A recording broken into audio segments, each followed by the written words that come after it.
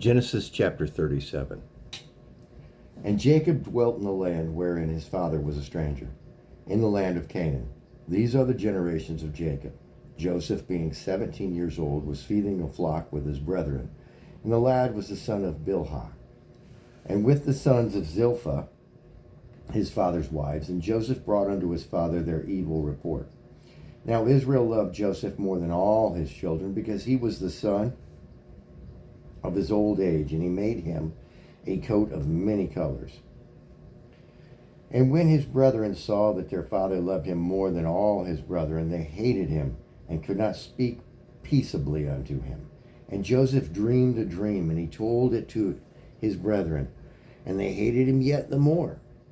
And he said unto them, Hear, I pray you, this dream which I have dreamed. For behold, we were binding sheaves in the field, and lo, my sheaf arose, and also stood upright. And behold, your sheaves stood round about, and made obeisance to my sheaf. And his brethren said unto him, Shalt thou indeed reign over us, or shalt thou indeed have dominion over us? And they hated him yet the more for his dreams and for his words. And he dreamed yet another dream, and told it to his brethren, and said, Behold, I have dreamed a dream more, and behold, the sun and the moon and the 11 stars made obeisance to me. And he told it to his father and to his brethren, and his father rebuked him, and said unto him, What is this dream that thou hast dreamt? Shall I and thy mother and thy brethren indeed come to bow down ourselves to thee and to the earth? And his brethren envied him, but his father observed the saying. And his brethren went to feed their father's flock in Shechem. And Israel said unto Joseph, Do not thy brethren feed the flock in Shechem? Come, and I will send thee unto them. And he said to him, Here am I. And he said, Go, I pray thee, see whether it be well with thy brethren, and well with the flocks, and bring me word again. So he sent him out of the vale of Hebron. And he came to Shechem. And a certain man found him, and behold, he was wandering in the field. And the man asked him, saying, What seekest thou? And he said, I seek my brethren. Tell me, I pray thee, where they feed their flocks. And the man said, They are departed hence, for I heard them say, Let us go to Dothan. And Joseph went after his brethren, and found them in Dothan. And when he saw him afar off, even before he came near unto them, they conspired against him to slay him. And they said one to another, Behold, this dreamer cometh. Come now, therefore, and let us slay him, and cast him into some pit, and we will say, Some evil beast hath devoured him, and we shall see what will become of his dreams. And Reuben heard it, and he delivered him out of their hands, and said, Let us not kill him. And Reuben said unto them, Shed no blood, but cast him into this pit that is in the wilderness, and lay no hand upon him, that he might rid out of their hands to deliver him to his father again.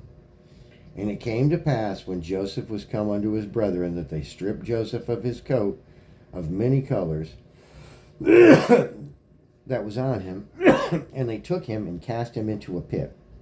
And the pit was empty, and there was no water in it. And they sat down to eat bread, and they lifted up their eyes and looked, and behold, a company of Ishmaelites came from Gilead, with their camels bearing spicery and balm and myrrh, and going to carry it down to Egypt. And Judah said unto his brethren, What profit